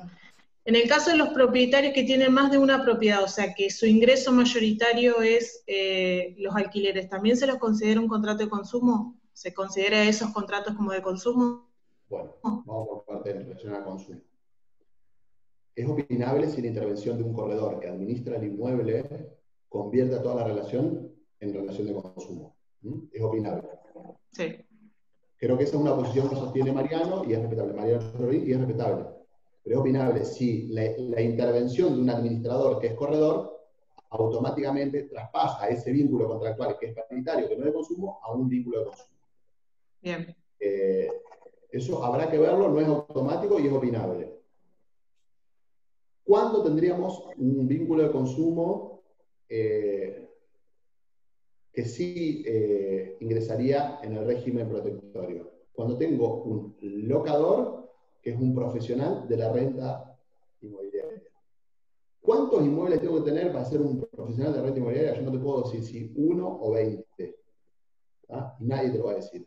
Pero tiene que haber una organización empresaria, un ejercicio profesional de la renta para decir, este es un proveedor. Primero. Y segundo, del otro lado tengo que tener un consumidor. Frente a esa situación, es decir, y vamos a encontrar un consumidor cuando tenemos destino habitacional. No podríamos tener una relación contractual de consumo cuando tenemos un proveedor por el otro y un proveedor por un lado, que sería el locador, y un proveedor por el otro lado, que sería el locatario.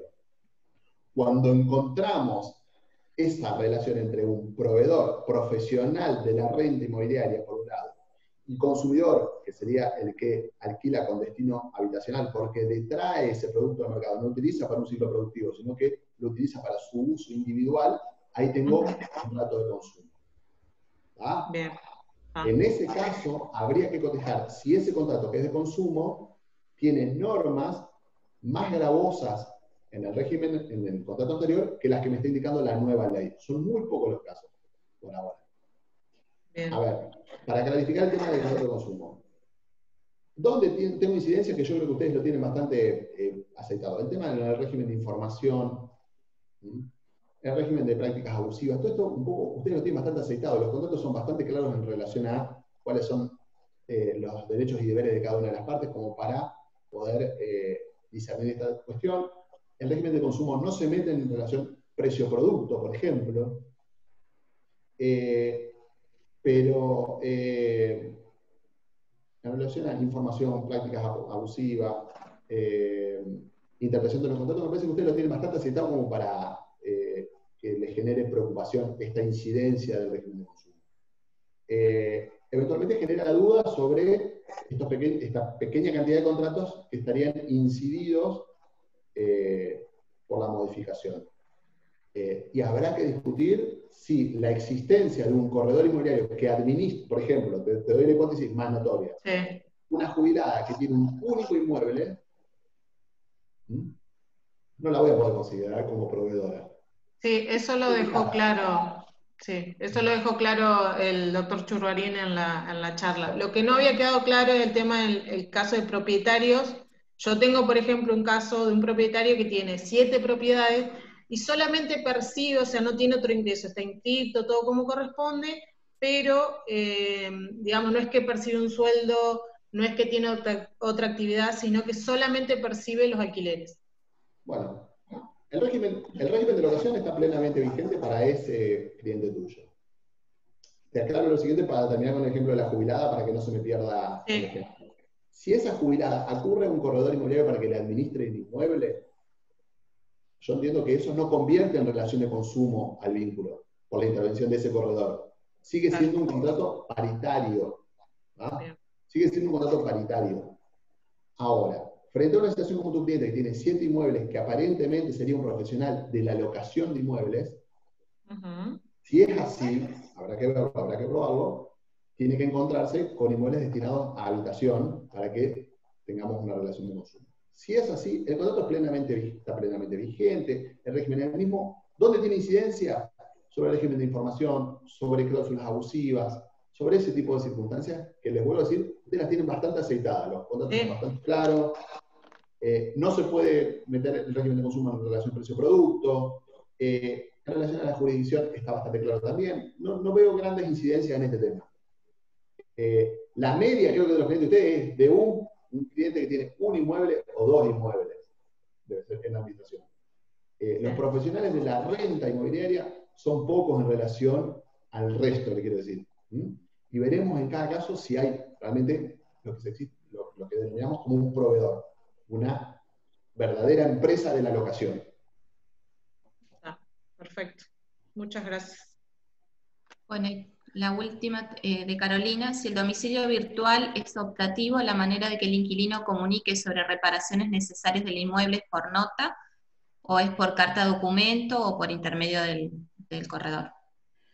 Será por nota, si el corredor está habilitado a recepcionar las notificaciones que le correspondan dar al locador, será el corredor, pero en principio por nota, y si quiere dejar prueba de la comunicación, por medio fehaciente, obviamente, al domicilio que contractualmente se haya establecido. Esto es así, no hay modificaciones en relación a esta temática de las notificaciones. Bueno, ¿qué Marta que dice? No me quedó claro con respecto a los contratos que se firman en junio. Los que se firmaron en junio están con la vieja ley. Sí. Los que se firmaron en junio están con la vieja ley. Los que se celebraron en junio.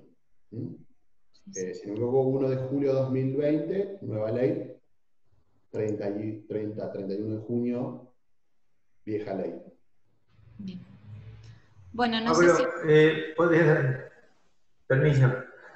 Pablo, ¿podés reiterar la actualización de los contratos habitacionales por algunas consultas que hicieron que se ve que no les quedó claro, que es por 2 índices? Es una. El IPC y el RITE. Son el 50 y el 50. El índice es uno solo, que está armado con 2. El índice va a ser uno solo, que conjuga el IPC y el RIPTE. Ajá. El IPC es el índice de precio del consumidor y el RIPTE es la variación salarial. Ese índice hoy no existe. Vamos a buscar la norma. Acá. ¿Están viendo la pantalla, no? Sí. Sí. El índice es uno solo, y surge de conjugar el IPC más el RIPTE. El IPC es la evolución del precio del consumidor y el RIPTE es el índice de variación salarial. El que va a armar ese índice, que hoy todavía no existe, es el Banco Central de la República Argentina, que vamos a publicar. Esto va a estar publicado en una página para tomar la información, porque eso lo van a publicar según mensualmente. Y el reajuste se hace anual, de acuerdo a la ley. Estimo yo que sí, que será publicado mensualmente este índice por parte del Banco Central, porque va a ser un índice de referencia para todo el mercado locativo. Para el mercado locativo habitacional. Eventualmente, si ustedes comercialmente quieren someterse a ese índice, no va a haber ningún problema. Pero si quieren optar por otro índice, no hay tampoco inconveniente. En materia por ahora no existe libertad para definir qué índice van a tomar. En materia habitacional, vamos a tener que esperar toda la publicación de este índice para saber qué número nos va a dar. ¿Está de acuerdo?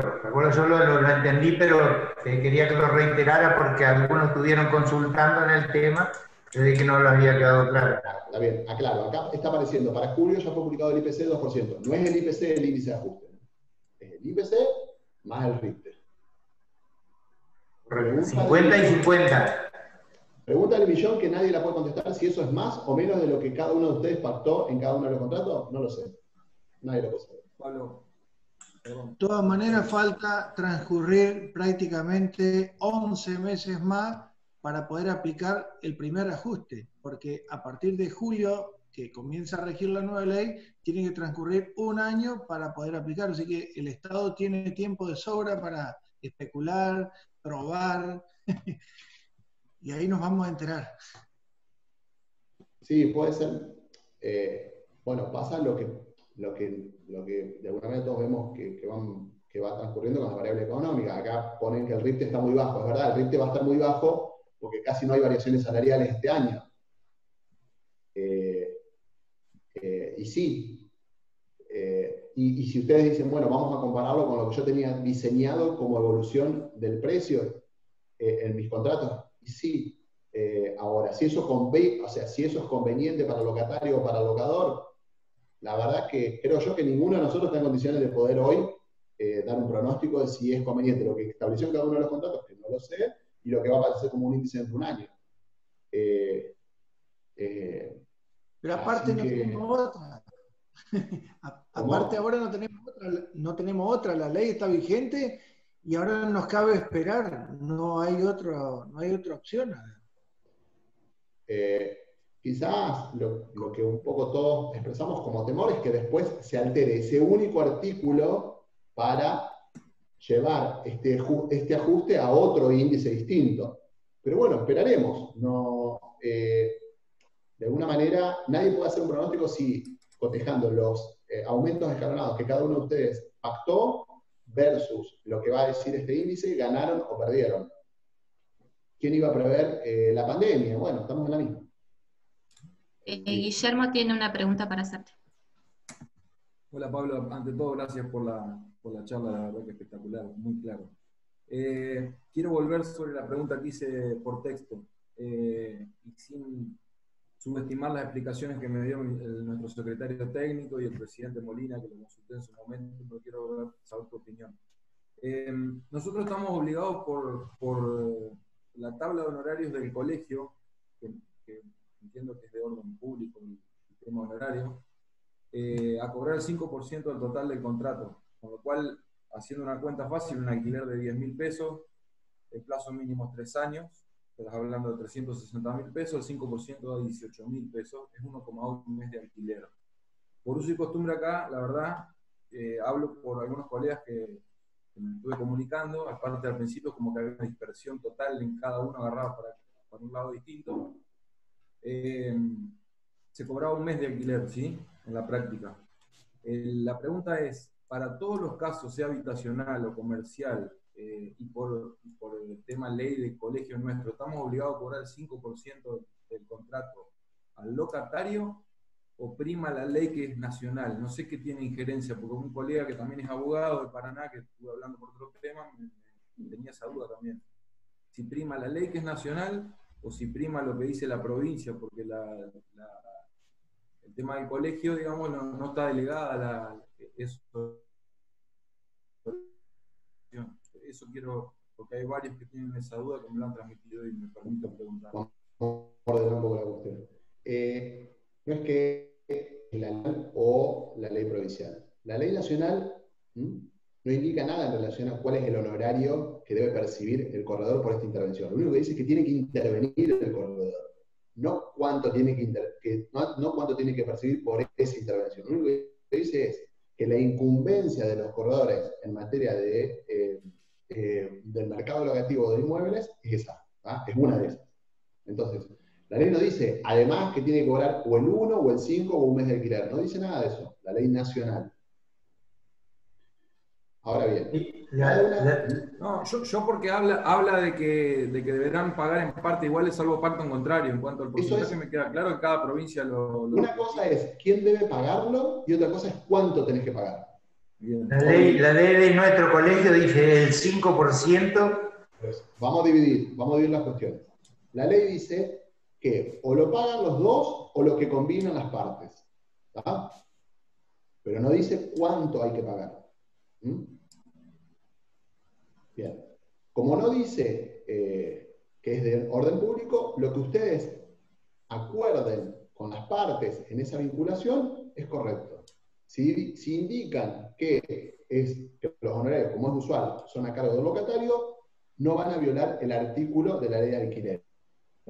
¿Va? Entonces, primero, ¿quién tiene que pagar? Segundo, ¿cuánto? Entonces, a la segunda pregunta es ¿cuánto tiene que pagar? Existen los colegios profesionales, pues cada una de las provincias regula su actividad profesional. Cada una de las provincias regula su actividad profesional y cada uno de los colegios se hizo hacer de alguna manera una norma arancelaria. Hay normas arancelarias de los contadores, hay normas arancelarias de los abogados. En el caso del colegio, hay una ley que crea el colegio. En esa ley, en la ley provincial, no se indica un importe de honorarios, pero hay una resolución del colegio que indica cuánto es el honorario, ¿ah? que es la que manifesté anteriormente. La que tenemos que aplicar nosotros en nuestro colegio en la provincia de Entre Ríos, el 5% a cargo del locatario. Entonces, cual, acá no hay les vuelvo a decir, no hay un conflicto. Vamos acá. ¿Están viendo ustedes la pantalla, no? Sí. Sí. Sí. Esto es quién paga los honorarios. 1351. ¿Tá? ¿Quién paga los honorarios? Es o por mitades o lo que acuerden las partes. Primera pregunta. Segunda pregunta, ¿cuánto hay que pagar? Bueno, ustedes tienen la ley de 1377 que creó el colegio. ¿No?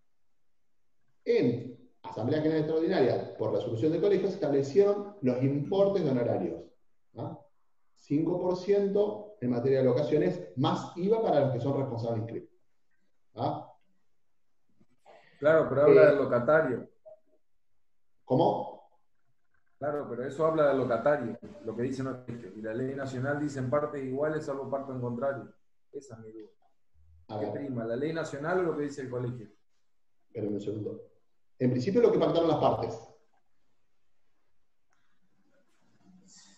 Sí, pero nosotros tenemos la ley provincial que nos avala a cobrar eso. El colegio nos permite cobrar el 5% al inquilino. A ver, pero yo le pregunto, ¿alguien de ustedes pactó en algún momento que los honorarios los pague el locador? No, el tema es que acá hubo gente con colegas que por ahí ya habían empezado a cobrar las dos partes, por ahí en contratos onerosos de propiedades caras o locaciones comerciales.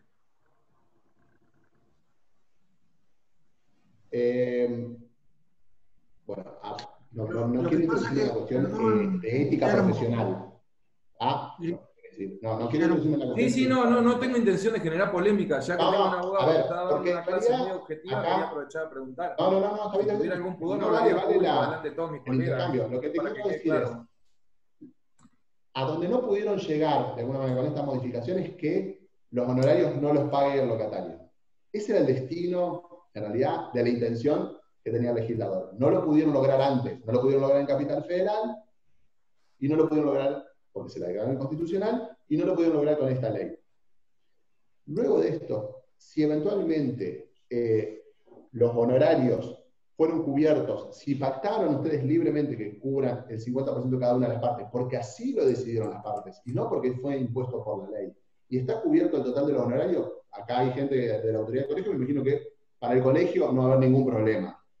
Mientras los honorarios estén cubiertos, no va a haber ningún problema. El problema es cuando se intenta imponer con una ley nacional que los honorarios no los pague el locatario. Eso es lo que quiero decirles, porque es el locatario el que ingresa a la inmobiliaria, contrata los servicios de un corredor y les indica a usted, quiero un inmueble, por favor, que tenés, acercan usted a las partes y celebran el contrato. Ahí está, me parece, el nudo de la cuestión. Pero me imagino que si ustedes libremente pactaron que el 50% de honorario lo paga el locador, el 50% lo paga el locatario, y están cubriendo el 100% de los honorarios, porque así lo acordaron las partes, dijeron que no hay ningún problema. Perdón, Pablo. una acotación al planteo de Guillermo. Pero para terminar la idea, lo importante es que el honorario esté cubierto.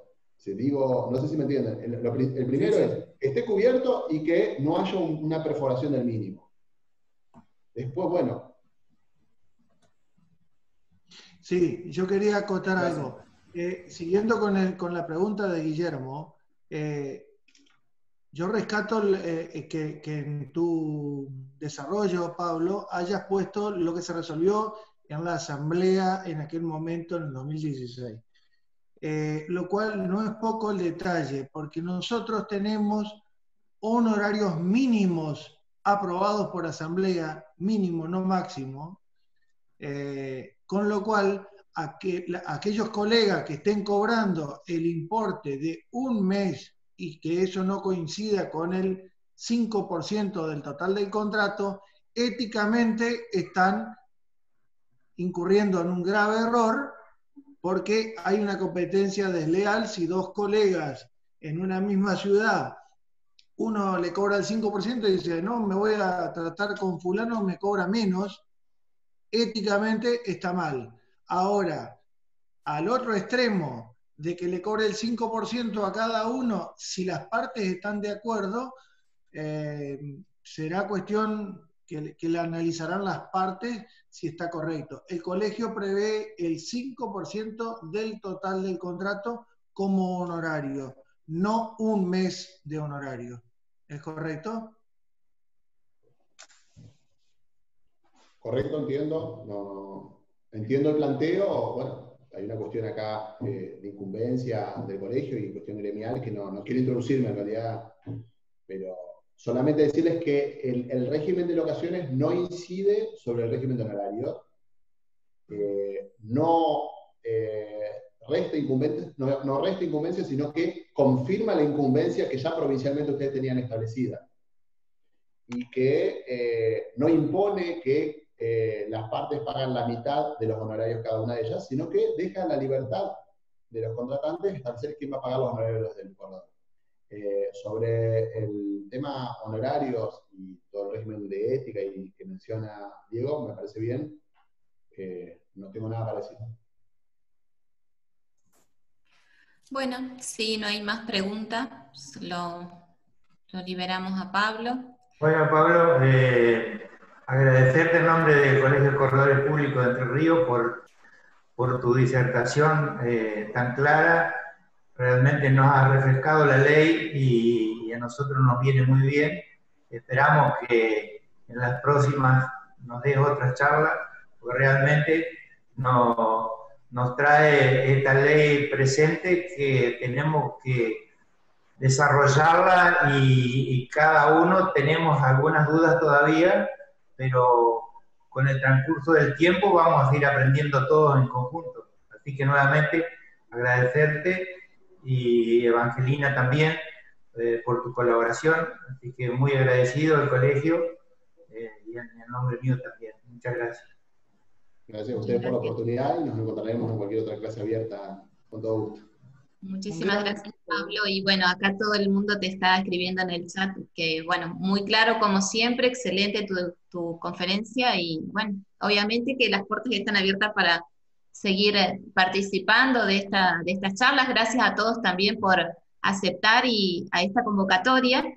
Hoy éramos muchos, así que bueno, feliz también desde el instituto de poder brindarles un poco de conocimientos. Bueno, y gracias, por supuesto, Pablo, por afectuosos saludos a tanta gente conocida que veo por ahí, que la verdad que es un gusto verlo siempre. Muchas gracias. Bueno, gracias. Adiós.